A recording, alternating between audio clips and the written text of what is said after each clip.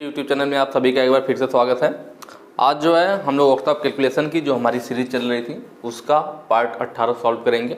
ठीक है, ये जो आपको क्वेश्चंस मैं कराऊंगा इसका पीडीएफ आपको कहाँ मिलेगा, तो उसके लिए आपको इस वेबसाइट पे जो है विजिट करना होगा। वेबसाइट है हमारी www.globaliti.org। इस वेबसाइट पर जा करके आप आज का पीडीएफ प्लस इसके पहले का पीडीएफ आप डाउनलोड कर सकते हैं। ठीक है, इस वेबसाइट पर वर्कशॉप कैलकुलेशन के पीडीएफ के अलावा आपको अदर सब्जेक्ट जैसे कि आपका थ्योरी है, एम्प्लॉयबिलिटी स्किल है, इन सब के भी पीडीएफ वगैरह इस वेबसाइट पे मिलते हैं। बाकी ऑनलाइन टेस्ट सीरीज भी कुछ इस पर अपलोड है जो कि फ्री है, आप वहाँ टेस्ट दे सकते हैं वेबसाइट पर जा करके। ठीक है, और जो आपकी वीडियोज़ दिख रही है, अगर आप सारी वीडियोज़ देखना चाहते हैं, जैसे इनके पहले के पार्ट देखना चाहते हैं, इकट्ठे देखना चाह रहे हैं, तो उसके लिए क्या है कि मैं वीडियो की डिस्क्रिप्शन में आपको लिंक दे दूँगा। मैं उस पर क्लिक करेंगे, आपको सीधे प्लेलिस्ट की लिंक दे दूंगा, उस पर क्लिक करते ही आप पहुंच जाएंगे यूट्यूब वाले सेक्शन में और वहाँ आप सारी वीडियो इकट्ठे देख पाएंगे। और आप नॉर्मल भी यूट्यूब पर सर्च करके देख सकते हैं। ठीक है, चलिए ज़्यादा देर न करते हुए हम लोग क्वेश्चन की तरफ चलते हैं। पहला क्वेश्चन कह रहा है, यदि 10 mm भुजा की एक वर्ग छड़ को 1000 ग्राम केजी के तन्य भार के लिए परीक्षण किया जाता है तो तन्यता प्रतिबल क्या है? भाई, टेंसाइल स्ट्रेस हो या कंप्रेसिव स्ट्रेस है, स्ट्रेस के लिए फार्मूला हमेशा एक ही रहेगा, डिपेंड करेगा कि क्वेश्चंस में क्या कर रहा है। अगर कंप्रेसिव फोर्स लगा रहा है तो वही जो स्ट्रेस आप निकालोगे कंप्रेसिव स्ट्रेस कहलाएगा। अगर फोर्स आप टेंसाइल निकालोगे तो टेंसाइल स्ट्रेस कहलाएगा। स्ट्रेस के लिए ऐसा नहीं कि कंप्रेसिव स्ट्रेस के लिए आपका फार्मूला आ जाएगा और टेंसाइल के लिए लगा जाएगा, फार्मूला सेम वही रहेगा। बस फर्क ये होगा कि भाई अगर कंप्रेसिव फोर्स लगा होगा क्वेश्चन में तो वह जो स्ट्रेस निकलेगा कंप्रेसिव स्ट्रेस होगा, टेंसाइल लगा होगा तो जो स्ट्रेस निकलेगा वह टेंसाइल होगा। कंप्रेसिव स्ट्रेस के लिए जो है या टेंसाइल स्ट्रेस की बात करें, हम नॉर्मल स्ट्रेस लिखते हैं पहले ना। स्ट्रेस बराबर फार्मूला क्या होता है? स्ट्रेस प्रतिबल, प्रतिबल बराबर हम बार बार पढ़ रहे थे, प्रतिबल इज इक्वल टू बल बटा क्षेत्रफल, फोर्स अपान एरिया, मतलब बल बटे क्षेत्रफल। बल को F से दिखाते हैं और क्षेत्रफल को A से दिखाते हैं। ये फार्मूला हमारे पास था। ठीक है, अब यहाँ क्या बोल दिया? टेंसाइल स्ट्रेस क्या है? मतलब भाई 10 mm भुजा की एक वर्ग छड़ थी, मतलब वर्गाकार छड़ है। छड़ जनरली छड़ सुनते ही दिमाग में क्या आ जाता है? गोल आ जाता है। भाई हम जनरली ज्यादातर छड़ गोल वाली देखते हैं, छड़ का नाम सुनते ही दिमाग में गोल आ जाएगा तो क्वेश्चन गड़बड़ हो जाएगा, क्योंकि जब आप क्षेत्रफल निकालोगे तो आप छड़ को गोल समझ करके पाई आर स्क्वायर निकाल दोगे। लेकिन क्वेश्चन हमें देखना है, क्वेश्चन में कह रहा है जो छड़ है वो कहती है वर्ग छड़ है, मतलब छड़ स्क्वायर में है। इसका मतलब क्षेत्रफल निकालते समय में इस बात का ध्यान रखना होगा। ठीक है, 1000 केजी का भार लगा हुआ है। आपको मालूम होगा जो बल होता है F इज इक्वल टू हम mg भी कहते हैं, और mg क्या होता है? वो W होता है। मतलब W जो भार है या F जो बल है, दोनों एक ही बात है। मतलब हम F की जगह W भी लिख सकते हैं। तो इसका मतलब जो 1000 केजी दिया हुआ है वो किसका मान है? W कहिए या F कहिए। मतलब F का वैल्यू हमें दे रखा है कितना? 1000 केजी दे रखा है, ये चीज हमें पता है। और स्ट्रेस बराबर क्या होता है? स्ट्रेस कहिए या टेंसाइल स्ट्रेस कहिए या कंप्रेसिव स्ट्रेस होगा तो यहाँ कंप्रेसिव लिख लेंगे, दोनों एक ही बात है। ठीक है, तन्यता प्रतिबल हमें क्या पता है? फोर्स पता है 1000 केजी। क्षेत्रफल अगर हमें पता चल जाए जिस पर फोर्स लगाया जा रहा है, जिस चीज पर फोर्स लगाया जा रहा है उसका अगर हम क्षेत्रफल निकाल ले तो बल में क्षेत्रफल का भाग दे देंगे, हमें स्ट्रेस पता चल जाएगा, क्योंकि हमें बल ऑलरेडी पता है। तो क्षेत्रफल पता कर लेते हैं। एरिया, क्षेत्रफल बराबर क्या होगा? तो हम देख रहे हैं कि छड़ कहती है वर्गाकार है, वर्गाकार छड़ है, मतलब जो क्षेत्रफल का फार्मूला इसमें लगेगा वर्ग वाला लगेगा। छड़ कुछ इस टाइप से होगी ना, जो छड़ होगी हमारी वर्गाकार होगी। ठीक है, मैंने बताया कि गोल छड़ नहीं है, वर्गाकार छड़। तो हमें इसका जब क्षेत्रफल निकालना होगा तो हमें वर्ग कह रहा वर्गाकार छड़ है तो हमें वर्ग का क्षेत्रफल, वर्ग का क्षेत्रफल क्या होता है? भुजा स्क्वायर। वर्ग का क्षेत्रफल होता है भुजा स्क्वायर। तो यहाँ पे देखिए भुजा दी हुई है क्या, तो कह रहा है कि यदि 10 mm भुजा की वर्ग है, मतलब एक भुजा कितना दिया है? 10 mm है, और आपको मालूम है कि वर्ग की सभी भुजाएं बराबर होती हैं। अगर वर्ग की सभी भुजा बराबर है तो यहाँ पे हम रख लेंगे भाई भुजा का मान कितना? 10 है, तो 10 हो गया होल स्क्वायर, 10 दाम में है 100 हो जाएगा। किसमें था? mm में था, तो 100 mm स्क्वायर। यहाँ से हमने क्या निकाल लिया? एरिया निकाल लिया। और हमें बल पहले से पता था, अब उसको पुटअप कर लीजिए। F का मान 1000 केजी और एरिया 100, 100 दहा में 1000, 10 हो जाएगा, किस में आएगा? केजी वाला है तो केजी में आएगा। और नीचे क्या था? mm था, तो केजी प्रति mm स्क्वायर। भाई बल का मान किस में था? मात्रक भी देखिए बहुत आसान है, हमें अलग से याद करने की जरूरत नहीं है, क्वेश्चन में खुद दिया है 1000 केजी, तो 1000 के साथ आप केजी लिख लीजिए। 100 हमने क्या निकाला, 100 mm² निकाला, तो 100 के साथ mm² लिख लीजिए। अब यही आ गया 100 दाम में 1010 kg प्रति mm², kg प्रति mm²। ऑप्शन देख लीजिए, ऑप्शन नंबर बी आपका सही हो जाएगा, 10 kg प्रति mm²। ठीक है, नेक्स्ट क्वेश्चन पे चलेंगे। तो बहुत ही आसान होते हैं इस टाइप से, आप थोड़ा सा ध्यान देंगे तो बिल्कुल आसानी से क्वेश्चन सॉल्व हो जाएंगे। आगे कह रहा है यदि मूल लंबाई 2800 mm की छड़ पर 3.2 किलो न्यूटन का बल लगाया जाता है तो बार को 0.5 mm तक बढ़ा देता है। क्या कह रहा है कि अगर कोई छड़ है, कितनी लंबाई उसकी 2800 mm उसकी मूल लंबाई है, प्रारंभिक लंबाई कहिए या मूल लंबाई कहिए, कितना है 2800 mm है। ठीक है, हमने उस पर बल कितना लगाया, 3.2 किलो न्यूटन का बल लगा दिया। बल लगाने से क्या हुआ, छड़ की लंबाई बढ़ गई। भाई किस छड़ को खींचोगे तो क्या होगी, लंबाई बढ़ेगी। हमने 3 किलो न्यूटन का बल लगाया तो कह रहा है कि जो बार थी, बार का मतलब छड़, छड़ को हिंदी में बार कहते हैं, सॉरी इंग्लिश में बार कहते हैं ना, तो बार को 0.5 mm तक बढ़ा देता है। मतलब छड़ की लंबाई कितना हुई, 0.5 mm बढ़ गई। ठीक है, तो तन्य विकृति क्या है, उसमें स्ट्रेस पूछा था, इसमें क्या पूछ रहा है, विकृति पूछ रहा है। तन्य का मतलब टेंसाइल, टेंसाइल स्ट्रेन पूछ रहा है। ठीक है, यही इसमें भी वही बात है, आप कंप्रेसिव लगाओ या टेंसाइल फोर्स लगाओ, तो जो भी विकृति निकालने का तो फार्मूला वही रहेगा। भाई अब डिपेंड करेगा कौन सी विकृति आ रही है, तो क्वेश्चन पे डिपेंड करेगा। अगर फोर्स कंप्रेसिव लगाया गया होगा तो कंप्रेसिव स्ट्रेन आएगा, कंप्रेसिव विकृति आएगी। अगर फोर्स टेंसाइल में लगाया गया होगा तो टेंसाइल विकृति आएगी, टेंसाइल स्ट्रेन आएगा। ठीक है, पहले हम स्ट्रेन का फार्मूला लिख लेते हैं। मेन फार्मूला है, फार्मूला जब आप लिख लोगे तो आपको पता चल जाएगा कि अगला स्टेप हमें क्या लेना है।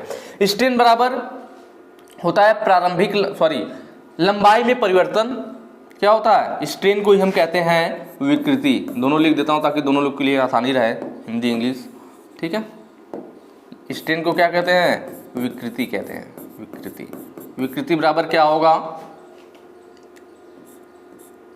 लंबाई में परिवर्तन, लंबाई में परिवर्तन बटे प्रारंभिक लंबाई कहिए, प्रारंभिक लंबाई कहिए या मूल लंबाई कहिए, एक ही बात है ना, प्रारंभिक या मूल लंबाई। प्रारंभिक मतलब प्रारंभ में कितनी लंबाई थी, मूल का मतलब जो उसका मेन लंबाई, ओरिजिनल लेंथ। मूल लंबाई का मतलब क्या, उसकी ओरिजिनल लेंथ कितनी थी, और change in the length, length में परिवर्तन कितना हो गया। हमने बताया था आपको कि जो लंबाई में परिवर्तन होता है उसे डेल्टा एल से दिखाते हैं, और जो मूल लंबाई होती है उसे एल से दिखाते हैं। तो इसलिए जब भी हम विकृति की बात करते थे तो डेल्टा एल अपन एल लिखते थे ना, फार्मूला याद होगा आप लोगों को। अभी फार्मूला देखिए यहाँ यूज होगा। क्या कह रहा था कि हमारी कोई छड़ थी जिसपे हमने बल लगा दिया। मान लीजिए हमारे पास एक छड़ थी, इस पे हमने फोर्स कितना लगा दिया, 3.2 किलो न्यूटन का फोर्स लगा दिया। ठीक है, टेंसाइल में लगाया है, टेंसाइल फोर्स तनाव में। ठीक है, या फिर इसको आप ऐसे लटका भी सकते हैं कि इस पे हमने फिक्स जगह पे छड़ को लटका दिया। अब इस पे मैं बार बार को दिखा 3.2 किलो न्यूटन, इस टाइप का फिगर मैं बार बार बनाता था। अब इस पे टेंसाइल में खिंचाव उत्पन्न होगा, कंप्रेस करते तो कंप्रेसिव होता, खिंचाव उत्पन्न होगा तो भाई टेंसाइल विकृति होगी। कौन सी विकृति हो जाएगी, या टेंसाइल स्ट्रेन कहलाएगा, वही पूछा है हमसे। अब इतना लगाने पर इसकी ओरिजिनल लेंथ कह रहा है, पहले कितनी थी, ओरिजिनल लेंथ जो थी वो 2800 थी, ओरिजिनल लेंथ 2800 थी। लेकिन जब हमने इतना फोर्स लगा करके इसको खींचा तो इसकी लंबाई बढ़ गई। कितना बढ़ गई, जब बढ़ेगी तो इसका डाया कम हो जाएगा। तो सीधी सी बात है, मैंने आपको बार बार बताया है सब चीजें। तो इसकी लंबाई इतना बढ़ गई। ये लंबाई कितनी बढ़ी है तो क्वेश्चन में दिखा रखा है 0.5 mm लंबाई बढ़ गई है, 0.5 mm इसकी लंबाई बढ़ गई। ये हमारी मूल लंबाई होती थी और जो बढ़ती थी डेल्टा एल होती थी। यही तो हम बात करते थे। दोनों मान हमें दिया हुआ है और किसी की जरूरत नहीं थी, सीधे क्वेश्चन सॉल्व। डेल्टा एल कितना है, डेल्टा एल मतलब लंबाई में परिवर्तन। लंबाई में कितना परिवर्तन हुआ, 0.5 mm बढ़ गया था, जितना बढ़ा वही तो परिवर्तन हुआ। तो 0.5 बटे प्रारंभिक लंबाई, मूल लंबाई कितनी थी, तो मूल लंबाई इसकी 2800 mm थी, क्वेश्चन में दे रखा था। ठीक है, इसके पहले यहाँ पे दशमलव है, दशमलव खत्म करने के लिए हम क्या करते हैं, 10 का ऊपर और 10 का नीचे गुणा कर देंगे, दशमलव खत्म हो जाएगा। ऊपर हो जाएगा 5 बटे यहाँ पे अब 2800 की जगह 28000 हो जाएगा। 5 से भाग दे लीजिए, 5 बचे 25, 3 बच गया, 30 हो जाएगा, 5 छक्का 30, 5600 हो गया। ठीक है, अब हम इसका जो है 1 बटे 56 गुणे 100 लिख लेते हैं। एक ही बात है, 5600 लिखिए, 56 गुणे 100 लिखिए। इससे क्या होगा, 56 से 1 में भाग दे लीजिए, 100 से भाग देना तो आसान होता है। जो आंसर होगा वही आपका काम बन जाएगा। ठीक है, चलिए भाग दे लेते हैं। किस में भाग देना है हमें, 100 में देना है, सॉरी 1 में देना। 1 में भाग देना है, कितने से देना है, 56 से देना है, 56 से देना। देखिए बीच में तो भाग जाएगी नहीं, यहाँ दशमलव बढ़ाना पड़ेगा तो 0 होगा, तब भी नहीं जाएगा, फिर 0 बढ़ा के 0 बढ़ा लेंगे तब 100 होगा, अब जाएगा। 50 दूना 100, 56 है 112 हो जाएगा, ज़्यादा हो जाएगा, एक ही बार ले जाना पड़ेगा, 56 आ जाएगा। 10 में से 6 गया 4 हो जाएगा, 9 में से 5 गया 4 होगा, 44 आ गया हमारे पास। अब 44 में 56 से भाग जाएगा नहीं, चूंकि दशमलव लगा हुआ है तो यहाँ पे एक 0 बढ़ जाएगा। 440 हो गया। आपको मालूम है 50 वाट है, 50 चौको 100, 50 वाट नहीं सॉरी 50 चौको 200 होगा ना, 25 चौको 100 होता है, 50 चौको 200 हो जाएगा, 50 वाट है 400 हो जाएगा। लेकिन यहाँ पे क्या है 56 है तो 6 वाट 48, 6 8 48 और 50 वाट है 448 हो जाएगा। जबकि यहाँ पे 440 है, इसका मतलब 8 बार नहीं ले जा सकते, हमें 7 ही बार ले जाना पड़ेगा। 8 बार ले जाने पे 448 हो जा रहा, 7 बार ले जाते हैं 7 छक 42, 4 आया, 7 पचे 35, 4 39, 10 में से 2 गया 8, यहाँ पे 3 था, 13 में से 9 गया 4, ठीक है ये खत्म। 48 हो गया, दशमलव लगाया, फिर 0 बढ़ जाएगा। अब 480 आ गया तो देखिए 56 वाट है, कितना हो रहा था 56 वाट है 8 छक 48, 448 हो रहा था, ठीक है। 9 बार ले जाएंगे तो 9 पचे 45 हो जाएगा, 9 पचे 45 450 और 9 छंग 54 504 हो जाएगा। जबकि यहाँ 480, इसका मतलब 8 बाहर ही जाएगा, 8 बार ले जाएंगे और यहाँ आ जाएगा आपका 448। तो इस तरह से इतने पे अभी छोड़ देते हैं, इतने से हमारे यहाँ पे आंसर मैच कर लेगा, आगे देने की भाग जरूरत नहीं। कितना आ गया 0.0178, ये हमने सिर्फ 56 से 1 में भाग दिया है तब आया है। कितना आया है 0.0178 बटे नीचे कितना था 100 था। आपको मालूम है जब भी हम ऐसे 100 से भाग देते हैं तो जितना 0 होता है दशमलव उतनी अंक बाईं ओर खिसक जाता है। तो अब यहाँ पे 2 अंक बाईं ओर खिसकाने के लिए यहाँ पे 2 0 बढ़ाना पड़ेगा, मतलब दशमलव के बाद 2 और 0 बढ़ा लेंगे, क्योंकि यहाँ पे हमारे पास 100 था, जब 100 से भाग देंगे तो 2 अंक दशमलव बाईं ओर खिसकता है, तो 2 0 बढ़ा लेंगे और जो संख्या थी उसको लिख लेंगे 0.178, मतलब समझ लीजिए 100 का दोनों 0 ऊपर चला गया, ठीक है। तो ये हमारे पास आंसर आ जाएगा। ऑप्शन देख लीजिए 0.00178, देखिए मिल रहा ना, एक बार और भाग ले जाते तो 6 बार जाता, तो ऑप्शन ए में मिल रहा है, तो ऑप्शन ए सही हो जाएगा, ठीक है। मात्रक कोई नहीं होता, क्योंकि आपको मालूम है ऊपर भी लंबाई है नीचे भी लंबाई है। ऊपर भी हमारा मान कितने है mm में था, अगर हम लिखते हैं यहाँ पे तो इतना mm लिखते और नीचे भी mm लिखते, दोनों सेम था, दोनों कट जाता, इसलिए विकृति का कोई मात्रक नहीं होता है, ठीक है। अगले क्वेश्चन पे चलेंगे। यदि एक सिरे पर 100 kg का बल लगाया जाए तो 1 मीटर लंबाई की लोहे की छड़ में 1 सेंटीमीटर लंबा होने पर कितनी विकृति उत्पन्न होगी। सेम वही कॉन्सेप्ट है, विकृति की बात कर रहा है। हमने आपको बताया स्ट्रेन का मतलब विकृति, विकृति बराबर क्या होता है लंबाई में परिवर्तन बटे प्रारंभिक लंबाई, या कह लीजिए मूल लंबाई original length, change in the length बटे ओरिजिनल लेंथ, ठीक है। तो अब देख लेते हैं डेल्टा एल, लंबाई में परिवर्तन कितना हो रहा है, कह रहा है कि हमारे पास 100 kg का बल लगाया गया ना, 1 मीटर लंबाई लोहे की छड़ थी, 1 सेमी लंबा हो गया था।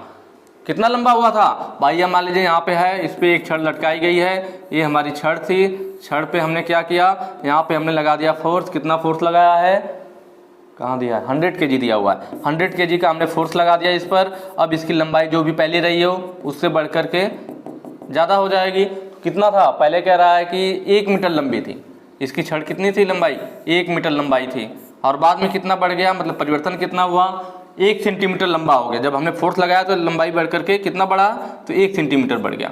तो जब यार 1 सेंटीमीटर में है ना और 1 मीटर में, हमेशा ध्यान देना कभी भी आप क्वेश्चन सॉल्व करते हो तो जैसे लंबाई है या फिर चौड़ाई है या बल है, जो भी चीजें हो, अगर 2 बार वो चीजें आ रही है तो दोनों का यूनिट सेम होना चाहिए। सबसे पहले आपको ध्यान रखना होता है दोनों का, अगर दोनों एक ही चीज है, जैसे लंबाई ही नापी जा रही हो या फिर कहीं पे वजन तौला जा रहा हो, अगर 2 बार वजन आ रहा हो तो दोनों वजन सेम यूनिट में होने चाहिए, या तो दोनों केजी में हो या तो दोनों ग्राम में हो। वैसे लंबाई आ रही हो या तो दोनों सेंटीमीटर में हो या दोनों मीटर में हो या दोनों mm में, मतलब हमेशा यूनिट सेम होनी चाहिए। यहाँ हम देख रहे हैं कि 1 मीटर में दिया हुआ है और 1 सेंटीमीटर में दिया हुआ है, तो हम क्या करेंगे, किसी को भी या तो सेंटीमीटर वाले को मीटर में बदल लीजिए तब दोनों मीटर मीटर हो जाएगा, या मीटर को सेंटीमीटर में बदल लीजिए तब दोनों सेंटीमीटर से सेंटीमीटर हो जाएगा। तो आप किसी को भी बदल सकते हैं, ऐसा नहीं है कि मैं इसको बदलूंगा तो आप भी उसी को बदलो, आप किसी को भी बदलो, बस ध्यान रहे कि दोनों यूनिट सेम हो जाए।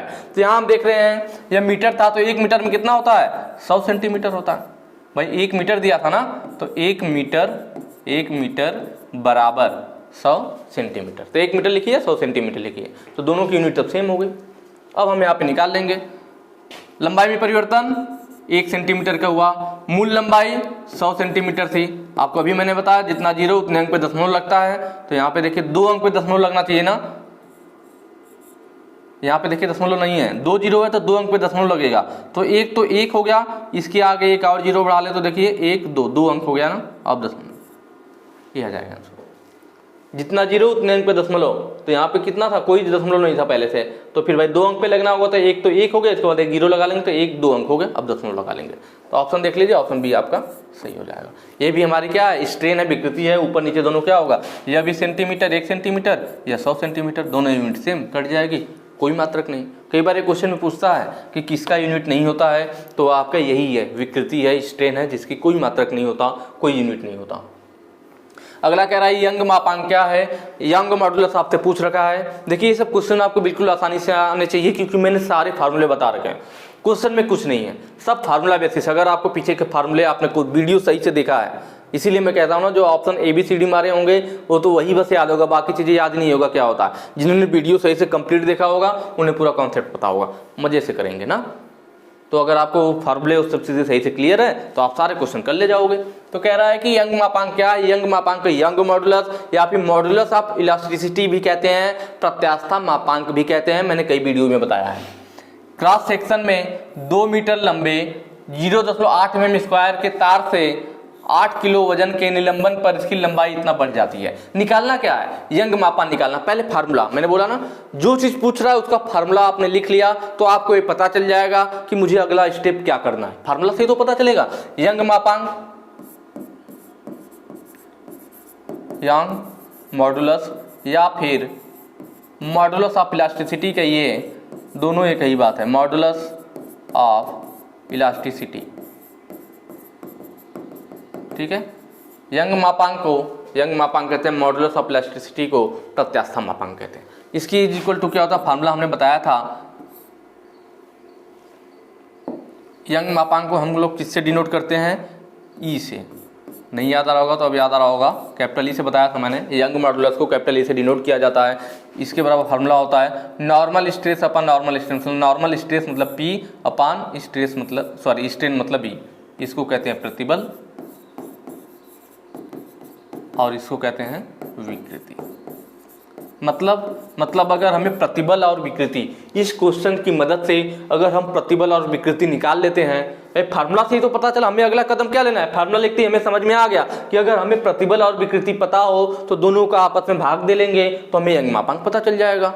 फार्मूला से ही पता चला ना।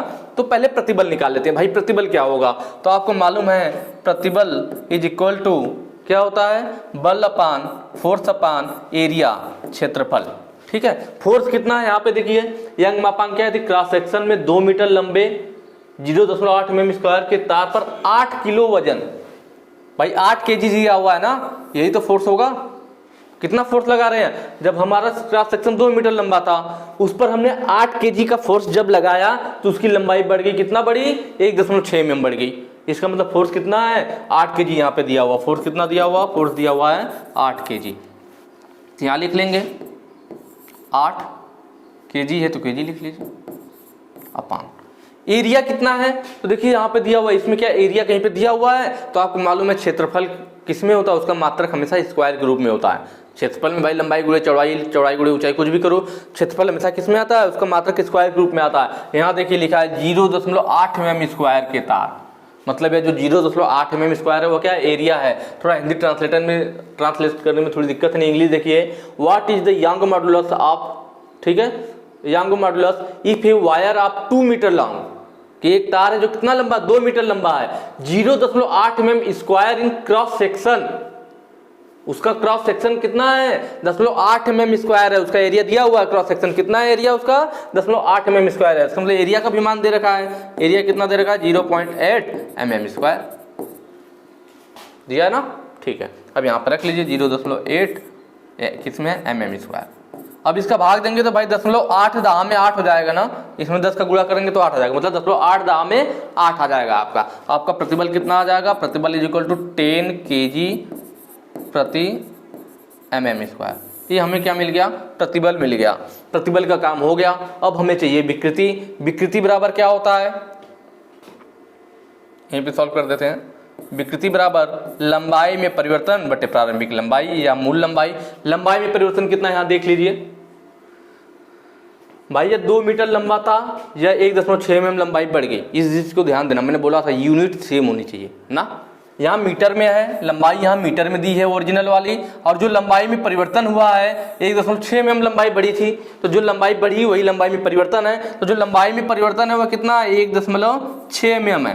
प्रारंभिक लंबाई कितनी है 2 मीटर है। अगर ऊपर वाला मीटर में है तो हमें इसको भी ये mm में है तो हमें इसको भी mm में बदलना पड़ेगा, या फिर यह मीटर में था तो इसको भी मीटर में बदलते हैं। mm में बदलना आसान होता है। तो आपको मालूम है 1 मीटर में 1000 mm होता है, ठीक है। 1 मीटर में 1000 mm, तो 2 मीटर में 2000 mm, बिल्कुल सिंपल सी बात है भाई। 2 था इंटू मीटर था, मीटर की जगह हमें mm लिखना है, तो मीटर की जगह mm लिखने के लिए 1000 mm लिखना पड़ेगा। तो 1000 जब लिख देंगे तो अब हमें mm लिख सकते हैं। यहाँ पे कितना आ गया 2000 mm। यह इसकी क्या थी मूल लंबाई थी। बस अब इसमें क्या दशमलव खत्म करने के लिए 10 का ऊपर नीचे गुणा कर लीजिए, ऊपर हो जाएगा 16 भाई। जब 10 का ऊपर गुणा करेंगे और 10 का नीचे तो ऊपर का दशमलव खत्म, 16 बटे कितना आ जाएगा, तो यह था आपके पास 2000 इंटू 10 जो भी है। अब यहाँ भाग दे लेते हैं, देखिए 2 पचे 10, 2 आठे 16, ठीक है। 4 से यह जाएगा आपका 4 दूना 8, और यहाँ पे 4 पचे 20, 2 0। फिर यह क्या होगा 2 से कट जाएगा, 2 दूना 4, 1 बचा हासिल, 2 पचे 10, 250 आ गया ना, और इंटू 5 है। इन दोनों का आपस में गुणा कर लेंगे,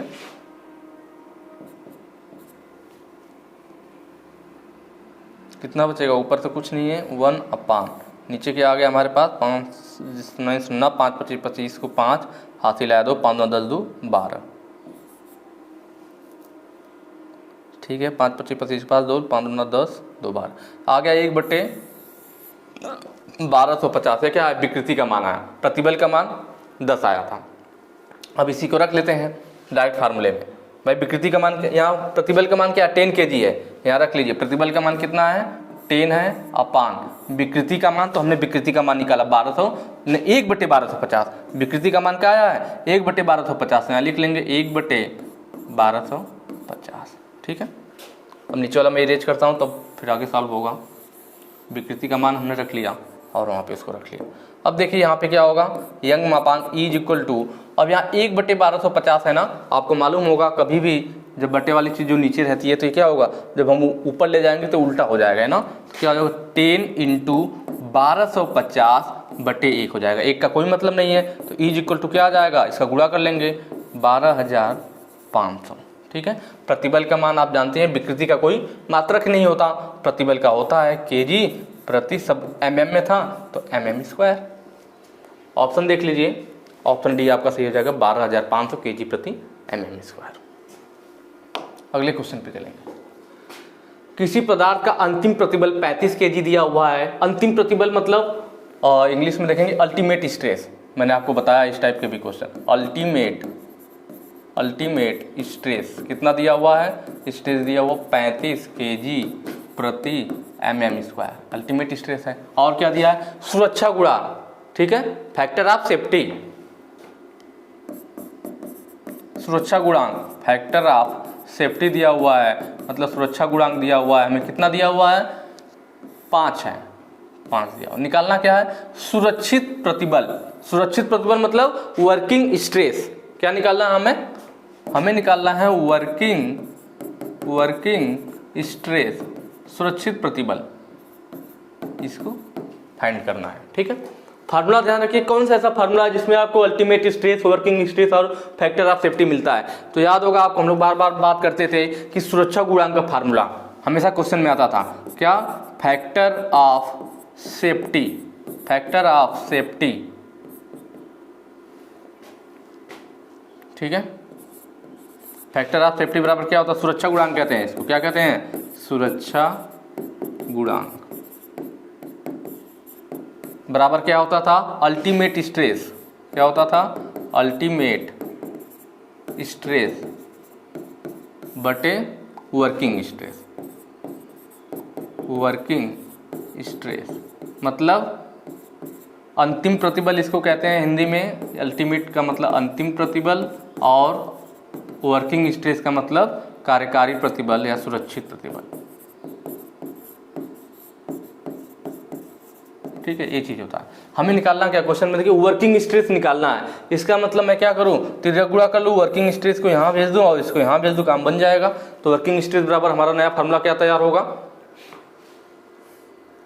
यहाँ पे देखते हैं।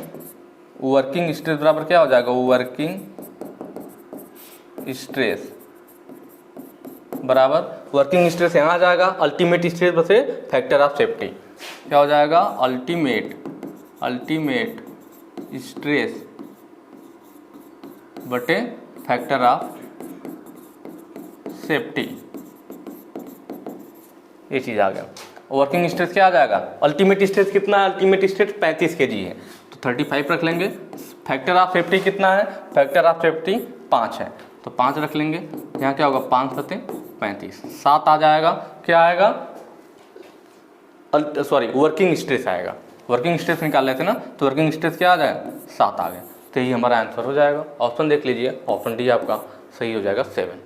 तो बस फार्मूला याद रहेगा तो आप सारे क्वेश्चन बिल्कुल आसानी से और सही तरीके से कर पाओगे ना। अगला क्वेश्चन है, किस प्रकार का प्रतिबल है। ध्यान से देखिए, पूछ रहा है किस प्रकार का प्रतिबल है।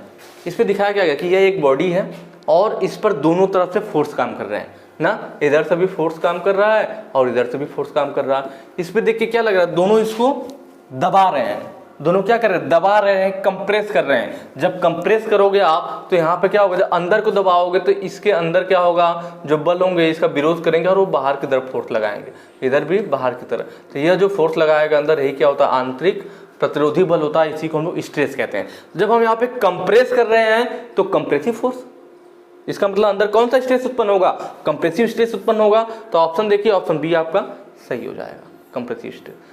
टेंसाइल कब होता, जब ऐसे बॉडी दी होती, ऐसे बॉडी दी होती और इधर को और इस पे इधर को, दोनों इधर फोर्स काम करता और इधर फोर्स काम करता। इन केसेस में क्या होता है, दोनों फोर्स एक ही एक्सिस पे, यहाँ देखिए ये दोनों फोर्स बिल्कुल एक चीज में है, मतलब दोनों फोर्स एक ही एक्सिस पे काम कर रहे हैं। जब एक फोर्स कंप्रेसिव है तो कंप्रेसिव फोर्स, जब टेंसाइल है तो टेंसाइल स्ट्रेस होगा, कंप्रेसिव है तो कंप्रेसिव स्ट्रेस होगा। शियर कब होता, जब मान लीजिए ये हमारी इस टाइप से होती और दोनों क्या होता, एक ऊपर वाले पे लगता फोर्स और एक नीचे वाले पर, मतलब दोनों फोर्स के एक्सिस अलग होते हैं। दोनों फोर्स के एक्सिस क्या होते हैं, देखिए इसका एक्सिस नीचे है और इसका ऊपर है, तो इनका यहाँ पे क्या होता है, यहाँ बीच में फिर यहाँ पे इनका स्ट्रेस उत्पन्न होता है और यहाँ पे कर्तन उत्पन्न होता, कटाव उत्पन्न होता, तो ही हमारा क्या होता है, शियर स्ट्रेस होता है। ठीक है, दोनों की एक्सिस अलग हो जाती हैं। जब एक्सिस सेम रहेगा तो दबाएंगे तो कंप्रेसिव और खींचेंगे तो टेंसाइल स्ट्रेस, लेकिन अगर एक्सिस अलग है दोनों फोर्सों का, तब वहां पे शियर स्ट्रेस उत्पन्न होता है। और टॉर्जनल का मतलब मरोड़ से मतलब है, ठीक है, जहां पे घुमाव प्रतिबल हो, मरोड़ हो। तो ऑप्शन बी यहाँ पे सही हो जाएगा, कंप्रेसिव था हमारा। अगला है, उष्मा उपचार प्रक्रियाओं के विभिन्न प्रकार क्या है। देखिए हीट ट्रीटमेंट क्या है, थोड़ा सा मैं बता देता हूँ आप लोगों को। फिटर वालों के लिए तो मुझे लग रहा है काफ़ी आसान होगा, जिन्होंने थ्योरी वगैरह पढ़ी होगी, इस टाइप के क्वेश्चन तो बड़ी आसानी से कर लेंगे। इलेक्ट्रिशियन वगैरह के लिए थोड़ा नया हो सकता है।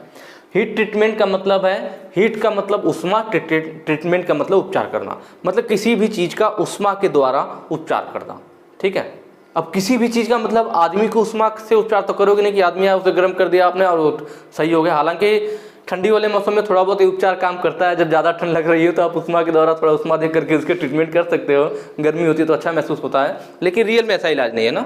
आपके इलाज की जरूरत पड़ती है, आप डॉक्टर के पास जाते हो, डॉक्टर आपको दवाई देता है और आप ठीक हो जाते हो ना।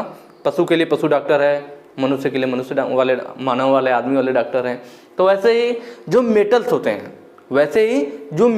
हैं, मेटल्स को सही करने के लिए, कह लीजिए मेटल्स की बीमारियों को दूर करने के लिए जो उपचार किया जाता है वो हीट ट्रीटमेंट होता है। मतलब मेटल्स की बीमारी को दूर करने के लिए, उनका उपचार करने के लिए उष्मा के द्वारा उपचार किया जाता है, जिसे हीट ट्रीटमेंट कहते हैं। या हम हीट ट्रीटमेंट के द्वारा मेटल्स के प्रॉपर्टीज को भी बदल देते हैं। अगर कोई मेटल मुलायम है तो हम हीट ट्रीटमेंट करके उसे कठोर बना सकते हैं। कोई मेटल हार्ड है, कठोर है, जल्दी नहीं कट रहा है, जल्दी नहीं घिस रहा है, हम हीट ट्रीटमेंट दे करके उसे उष्मा के द्वारा उसका उपचार करके उसे मुलायम बना सकते हैं, जिससे उसे आसानी से काट सके, घिस सके। तो ये काम होता है हीट ट्रीटमेंट का ना। हीट ट्रीटमेंट क्या है, तो आप कह सकते हो किसी मेटल वगैरह में हम उष्मा के द्वारा उसे गर्म और ठंडा करके उनकी आकृतियों में, उनकी आंतरिक संरचनाओं में परिवर्तन करते हैं या फिर उसे कठोर और मुलायम बनाते हैं, वही हीट ट्रीटमेंट कहलाता है ना। आई बात समझ में? चलिए तो बात करते हैं क्या क्या रहा कि ऊष्मा उपचार प्रक्रियाओं के विभिन्न प्रकार क्या है। एनीलिंग, नॉर्मलाइजिंग, हार्डनिंग और टेम्परिंग, ये क्या चीजें हैं इसके बारे में मैं आपको आगे बताऊंगा। आगे इस टाइप के क्वेश्चन आएंगे तो वहां बताऊंगा, क्योंकि अगर इस वाले में बताऊंगा तो ऐसे ही न्यूमेरिकल वाले क्वेश्चन थे, इसको भी डिटेल में बताऊंगा तो वीडियो लंबी हो जाएगी, तो इसको हम अगले वाले पार्ट में बात कर लेंगे ना। तो देखिए एनीलिंग है, नॉर्मलाइजिंग है, हार्डनिंग है और टेम्परिंग, ये जो चारों प्रोसेस है ये हीट ट्रीटमेंट के अंतर्गत आते हैं। और वही पूछा हुआ था ऊष्मा उपचार प्रक्रियाओं के विभिन्न प्रकार क्या, मतलब ऑप्शन ए सही है। अगला देखा जाए तो ये क्या था, नॉर्मलाइजिंग था, ये तो हीट ट्रीटमेंट का प्रोसेस था। हीटिंग मतलब गर्म करना, यह भी उसके अंतर्गत आ जाएगा। कूलिंग भी आ जाएगा, ठंडा करना भी हीट ट्रीटमेंट में आ जाएगा। लेकिन पेंटिंग ये अलग चीज आ गई। पेंटिंग क्या होता है, पेंटिंग का कोई हीट ट्रीटमेंट से कोई लेना देना नहीं है, इसीलिए ऑप्शन हम सही नहीं कर सकते थे। सी वाले में क्या था, हार्डनिंग था, हार्डनिंग ठीक है भाई, हार्ड करेंगे उसे। सोकिंग भी ठीक है, जब हम किसी चीज को क्या करते हैं, गर्म करते हैं ना किसी मेटल को, तो सोकिंग का मतलब सोखना से है। सोकिंग का मतलब क्या, जैसे हिंदी में सोखना होता है ना, पानी सोख लेना, उसी तरह सोकिंग का मतलब उष्मा सोख लेना। तो कोई मेटल पूरी तरह से अच्छी तरीके से उष्मा को सोख ले तो उसके लिए हम क्या करते हैं, उस मेटल को उस टेम्परेचर पर कुछ देर के लिए छोड़ देते हैं, वही होता है सोकिंग। ठीक है, तो ये भी ठीक है। लेकिन पेंटिंग और पैकिंग ये दोनों अलग चीज है, इसका हीट ट्रीटमेंट से कोई लेना देना नहीं। पेंट करना तो भाई पहले ही मैंने बताया था, पैकिंग से क्या मतलब हीट ट्रीटमेंट से, तो ये दोनों अलग चीजें आ गई थी, इस ऑप्शन को भी सही नहीं कर सकते थे। इसमें भी वैसे पैकिंग और सोलिंग ये दो नई चीजें आ गई। पैकिंग सोलिंग हो गया या पेंटिंग वगैरह ये सब हो गया, तो ये सब हीट ट्रीटमेंट के काम नहीं है, इसीलिए इन तीनों में अलग ऑप्शन आ गया था, इसलिए इन्हें सही नहीं कर सकते। पहला वाला ठीक है, एनीलिंग, नॉर्मलाइजिंग, हार्डनिंग और टेम्परिंग, ये सारी चीजें हमारे हीट ट्रीटमेंट के अंतर्गत आती हैं। अगला क्वेश्चन है, ऊष्मा उपचार की प्रक्रिया क्या है। संरचना और गुणों को बदलने के लिए हीटिंग और कूलिंग की प्रक्रिया। ठीक है, कह रहा है कि ऊष्मा उपचार की प्रक्रिया क्या है, जो हीट ट्रीटमेंट करते हैं दरअसल उसका प्रोसेस क्या है कि हम हीट ट्रीटमेंट के द्वारा क्या करें, process of heating and cooling to change the structure and properties, कि हम क्या करते हैं हीटिंग और कूलिंग की प्रक्रिया के द्वारा, मतलब किसी भी मेटल को गर्म करके ठंडा करके उनके आंतरिक संरचनाओं को और गुणों को बदल देते हैं। क्या यह ऊष्मा उपचार की प्रक्रिया है, या आयामों को बदलने के लिए हीटिंग की प्रक्रिया। आयाम को बदलना मतलब इंग्लिश पढ़िए समझ में आएगा, the process of heating to change the dimensions, कि हम हीट करके उसके डायमेंशन को बदलते हैं। हीट ट्रीटमेंट हम उसके डायमेंशन को बदलने के लिए यूज करते हैं। भाई ऐसी तो कोई बात नहीं है। आयामों को मापने के लिए ठंडा करने की प्रक्रिया, मतलब process of cooling to measure the dimension, कह रहा है कि जो हम ठंडा करते हैं उससे हम डायमेंशन को मापते हैं। भाई ठंडा करने का और डायमेंशन मापने का क्या ताल्लुक है, कोई मतलब नहीं है। लास्ट कह रहा है the process of heating and bending as per our requirement, मतलब जो हम गर्म करते हैं आवश्यकता के अनुसार हीटिंग और मोड़ने की प्रक्रिया के लिए।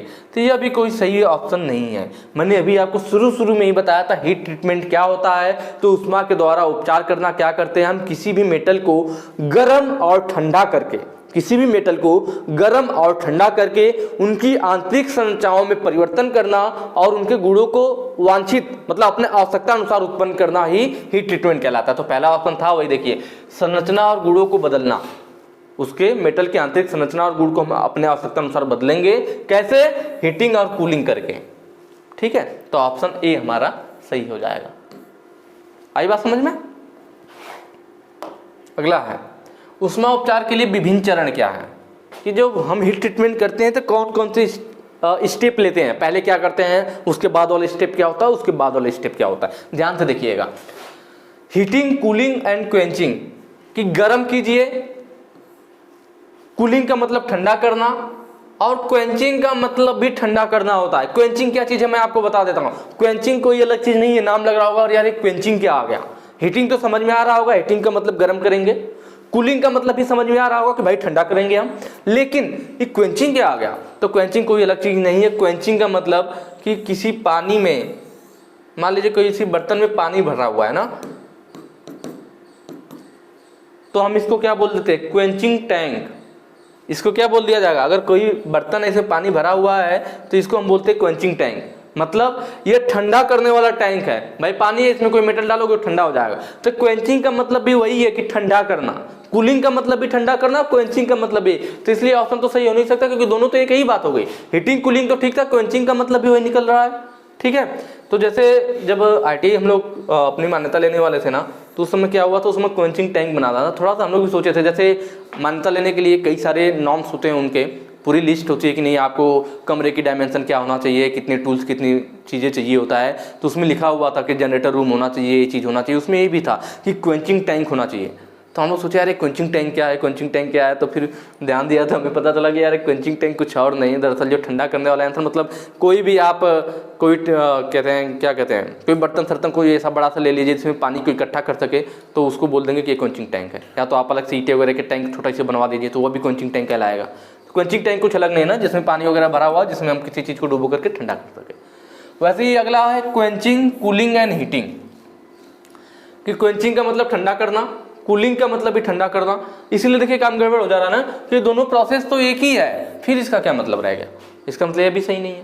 यहाँ देखिए हीटिंग, सोकिंग और क्वेंचिंग, ठीक है। लास्ट वाला ऑप्शन देखिए सोकिंग, क्वेंचिंग, कूलिंग, फिर वही आ गया। क्वेंचिंग का मतलब भी ठंडा करना, कूलिंग का मतलब भी ठंडा करना, फिर वही चीज। ऑप्शन बचा क्या, ऑप्शन सी। अब मैं यहाँ पे थोड़ा सा आपको बता भी दूंगा जिससे आपको याद रहेगा ये प्रोसेस ना, कि हीट ट्रीटमेंट बोला है ना, उसमें उपचार में चरण क्या है। तो पहले हम उसे गर्म करते हैं, फिर सोकिंग टाइम के लिए छोड़ते हैं, फिर उसे क्वेंचिंग का मतलब ठंडा करते हैं। मतलब कोई भी मेटल पे अगर आप हीट ट्रीटमेंट करना चाह रहे हो तो सबसे पहले क्या करोगे, पहले ठंडा तो करोगे नहीं, पहले गर्म होगा तब तो ठंडा करोगे। जब कोई चीज़ गर्म ही नहीं है तो ठंडा करने का क्या मतलब, ठीक है। तो हीटिंग में क्या होता है, मतलब कोई भी मेटल है सबसे पहले हम उसे गर्म करते हैं। सबसे पहले क्या करते हैं, यहाँ नीचे हमने क्या कर दिया, या आग जल रही है आपके, और ये मेटल हमारा क्या हो रहा है, गर्म हो रहा है। सोकिंग का मतलब है कि जैसे भाई कोई भी मेटल है, अगर इसे नीचे से उष्मा मिल रही है, तो अगर मान लीजिए ये नीचे वाला तापमान क्या होगा, पूरा मेटल एक बराबर तो गर्म होगा नहीं, जहाँ से इसे उष्मा मिल रही होगा इधर वाला भाग ज़्यादा गर्म होगा। पता चलेगा आपका इतना भाग जिधर ज़्यादा उष्मा मिल रही है, यहाँ से यहाँ तक भाग कितना पहुँच गया, 100 डिग्री सेल्सियस पहुँच गया। कितना, 100 डिग्री सेल्सियस। लेकिन ऊपर का जो भाग होगा हो सकता है यह 98 डिग्री सेल्सियस पर ही हो भाई, क्योंकि मोटा होगा कोई चीज़ ना, कोई भी मेटल होगा तो मोटाई होगी। तो जिधर से टेम्परेचर मिल रहा होगा उधर वाला भाग ज्यादा गर्म होगा, उसके विपरीत वाला भाई उष्मा तो जाएगी, लेकिन अगर जब जिस समय पे नीचे से होगा एग्जैक्ट उसी समय पे ऊपर भी सब नहीं हो सकता। या फिर अगर किसी मेटल को आप चारों तरफ से उष्मा दे रहे हो, चारों तरफ मतलब मोटाई है, जब चारों तरफ से आप दोगे तब भी क्या होगा, बीच वाला भाग ऊपर से भी उष्मा मिल रही है, नीचे से भी, साइड से भी, साइड से भी, तो चारों साइड अगर 100 डिग्री सेल्सियस उसका टेम्परेचर पहुंच चुका है तो जो बीच में भाग आएगा भाई, जितना मोटाई है तो बीच वाला भाग जरूर थोड़ा कि वो भी 100 पहुंच जाए, वहां थोड़ा सा टाइम लगेगा पहुंचने में ना, क्योंकि जहां उष्मा मिल रही है वहां तो जल्दी गर्म हो जाएगा। तो इसीलिए हम क्या करते हैं, जब भी हीटिंग की प्रोसेस के बाद उसे सोकिंग करते हैं। सोकिंग का मतलब कुछ टाइम तक उसी से टेम्परेचर पे, जैसे 100 डिग्री सेल्सियस पहुंच गया जब नीचे वाला भाग, तो थोड़ी देर के लिए 4-5 मिनट के लिए हम 100 डिग्री सेल्सियस पर भी उसे रखे रहेंगे। तब क्या होगा, तब धीरे धीरे इसका संपूर्ण पार्ट यहाँ तक भी 100 डिग्री सेल्सियस हो जाएगा। मतलब पूरा पार्ट जब अच्छी तरह से उष्मा को सोख लेगा तो वही होता है सोकिंग टाइम, सोकिंग प्रोसेस, कि उष्मा को पूरा अच्छी तरह से सोख ले और पूरा टेम्परेचर एक समान हो जाए, ठीक है। तो ये पूरा क्या हो जाएगा हमारा, अब पूरा का पूरा 100 हो जाएगा, ठीक है। तो ये अलग अलग होता है। जैसे लो एलॉय वाली हमारी स्टील है, लो एलॉय मतलब निम्न मिश्रण वाली है, निम्न मिश्रण वाली कम कार्बन की मात्रा है। तो अगर मान लीजिए वह 10 mm मोटा है, कितना है मोटाई उसकी, कितनी है मोटाई उसकी 10 mm है, तो उसे 5 मिनट के लिए हमें 5 मिनट के लिए उसी टेम्परेचर पर रखना पड़ेगा। सोकिंग टाइम होगा उसका, सोकिंग टाइम मतलब कितना होगा, 5 मिनट होगा। 5 मिनट के लिए उसी टेम्परेचर पर रखना पड़ेगा। कब, जब लो एलॉय वाली स्टील है हमारे पास, लो एलॉय वाली, ठीक है, कार्बन की मात्रा कम होगी। हाई एलॉय होगा, कार्बन की मात्रा ज्यादा होगी। हाई एलॉय वाली स्टील है, ठीक है, तब उसमें क्या होगा, 10 mm मोटी ही 10 mm मोटाई की हमारे पास क्या स्टील है, तो हमें उसे सोकिंग टाइम पर 10 मिनट तक रखना पड़ेगा। कितने मिनट तक रखना पड़ेगा, 10 मिनट तक। और यहाँ पे 10 mm मोटाई को 5 मिनट तक रखना पड़ रहा था। तो ये डिपेंड करेगा कि कौन सी स्टील है, लो एलॉय वाली है या हाई एलॉय वाली है, तो उस हिसाब से उसका टेम्परेचर मेंटेन होता है, ठीक है। और लास्ट क्या है, क्वेंचिंग। मतलब भाई सबसे पहले हमने उसे गर्म किया, वह गर्म हो गया मेटल हमारा, फिर थोड़ी देर के लिए उसे उसी टेम्परेचर पे रखा जिससे कि उस मेटल का संपूर्ण टेम्परेचर एक समान हो सके। उसी को सोकिंग टाइम कहते हैं, कि उष्मा को सोखने के लिए कुछ टाइम तक उस पर छोड़ दिया गया। जब टेम्परेचर पूर्ण रूप से समान हो जाएगा तब उसे हम ठंडा करेंगे और उसको बोलते हैं क्वेंचिंग।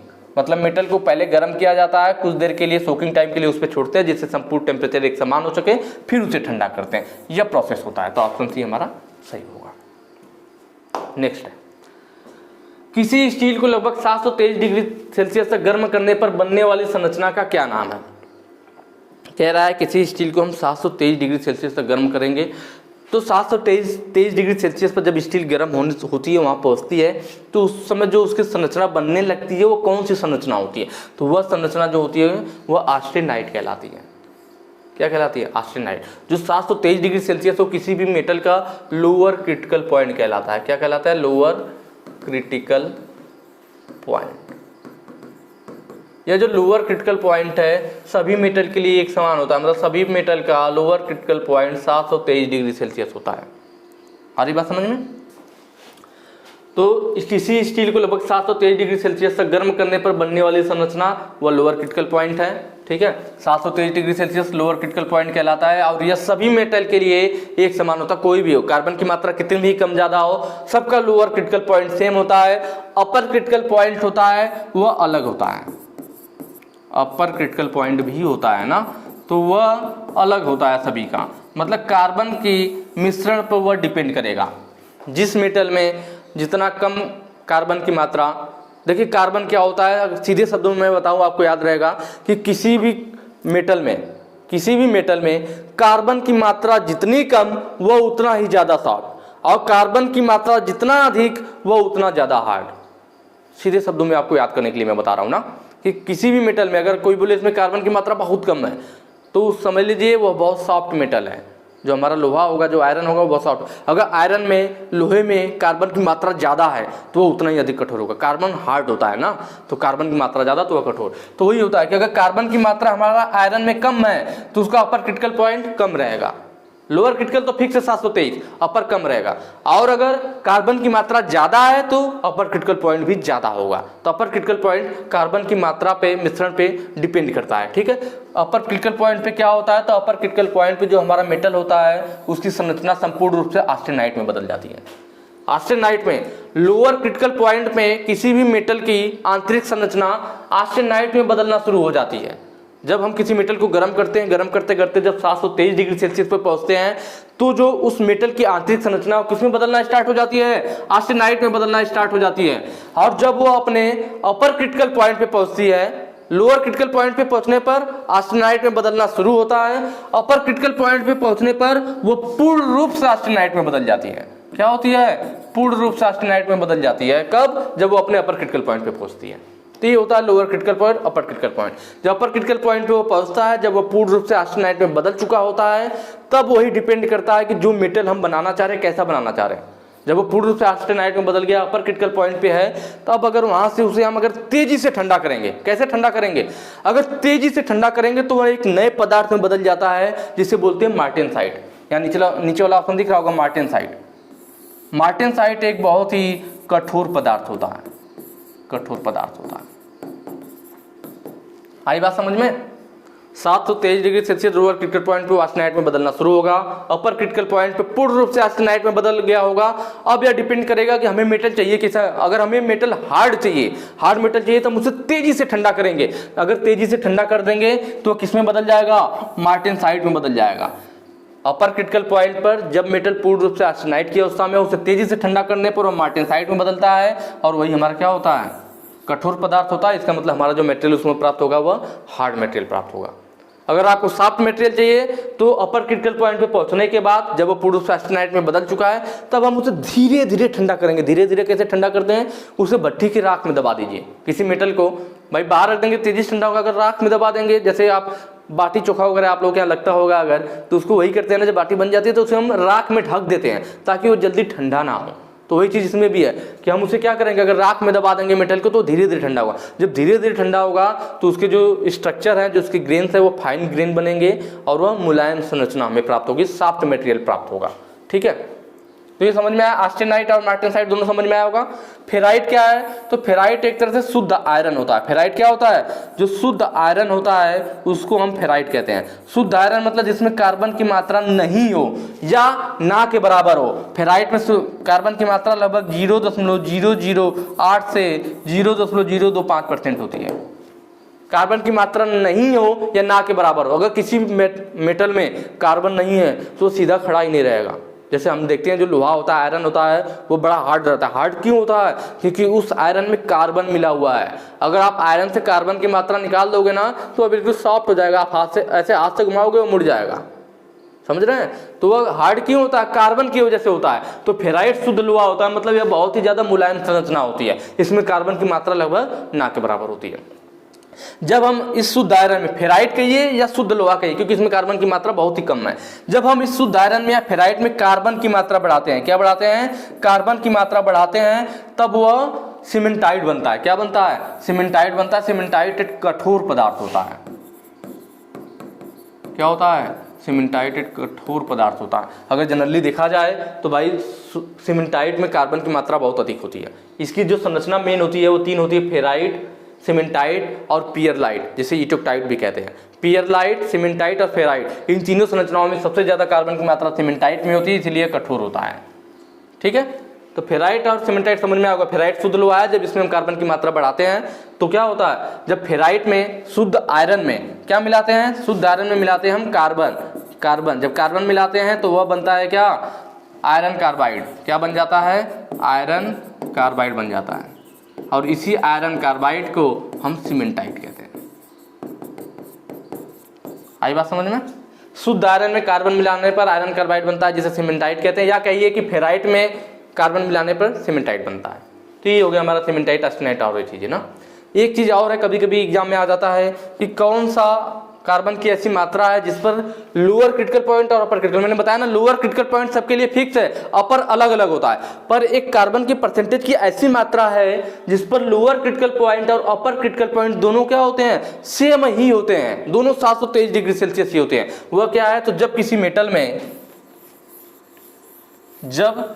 मेटल में कार्बन की मात्रा कितनी हो जाए, कार्बन की मात्रा 0.883